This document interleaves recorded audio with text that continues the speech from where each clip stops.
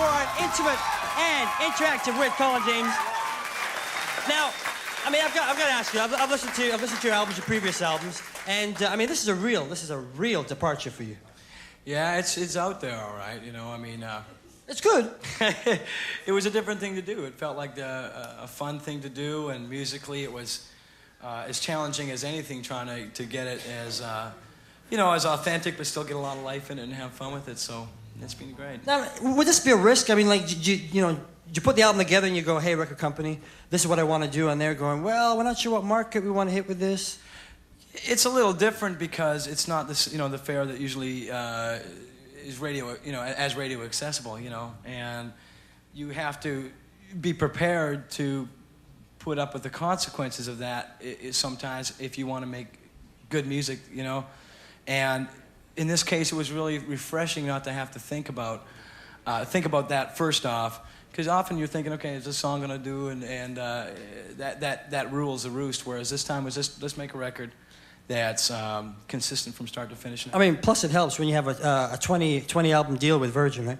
Well, yeah, that helps too. That certainly doesn't hurt. But you know, moreover, it's just it's great that the company said okay. You know, I mean, in this day and age, that's something to say too. So that's great. All right, we're going to go to the phone lines right now. And Aaron from Lethbridge. Aaron, you on the line? Yeah, man. All right, man. You want to drop your question? Sure. How's it going, Colin? Good, thank you. Right on. The new album just it absolutely smokes. Thank you. I'm totally impressed. Seen you live a couple times, and you've been a big influence overall on my playing. And I was just wondering, what are you playing through tonight? What kind of amp? Well, we got a Super Basement amp, which is great up here, man. This thing's got... It's better than mine. I rented it. Smoking tone, man. And the Vox AC30 here is a great amp. On the record, we used a Vibroverb, which is on the inset when you take it out. Yeah. That's a Vibroverb. I wish the blue light would have come out a little better on the CD because I wanted it a little brighter, but there you go. Right. So the Vox is, and that's just a guitar Leslie. Killer, man. Yeah, killing tone for sure. All right. And I was wondering what made you decide to start playing with a horn section? Well, because a lot of this stuff, I mean, was written for horns back when it was done originally, and when you're doing a slow blues and stuff like that, the color was beautiful. I mean, not to mention the fact that these guys play incredible solos, and they're all wonderful musicians on their own right. This isn't just any horn section. This is the Room Full of Blues, you know. Yeah, no doubt. But it was really fun to do a record too where I shared the soloing and got other different styles and coloration in the type of solos that they were, and baritones and tenors, and it's been a lot of fun. Yeah, it definitely makes the music a lot more dynamic. Yeah, and it enables me to put down the guitar once in a while and just sing and play, because usually I got so many things on my mind to forget to look at anybody in the audience. Right. Yeah, just lay down that groove, eh? Yeah. All right, Aaron. Thanks a lot, man. Okay, thanks a lot. All right, have a good night. All right, we also have on the call, we got a lot of calls coming in, guys.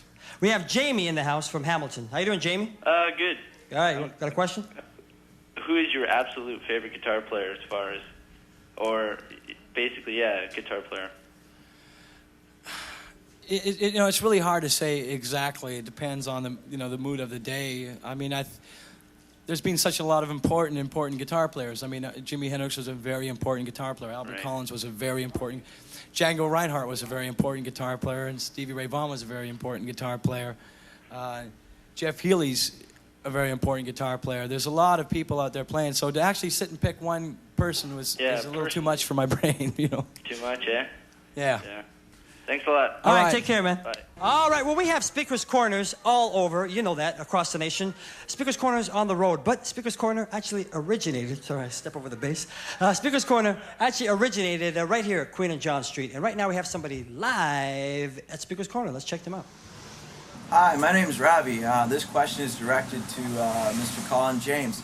I heard once that you were playing with Stevie Ray Vaughan, and for one reason or another, you couldn't use your guitar when it came for showtime. So he lent you his SRV guitar. I was wondering if this is true, and if so, how did you find playing it? Because I know Stevie Ray used these big, heavy gauge strings.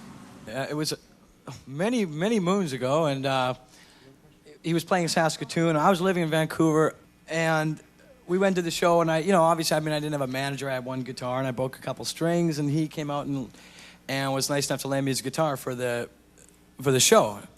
He forgot to tell me he tuned to E flat, and I kicked off the song in E. It was stiff action, but he also tuned to E flat, which loosened up the action a little bit too. So it wasn't crazy. All right, we're gonna come back with more with Colin James on this intimate and interactive. Let's hear it. Come on, we'll be back.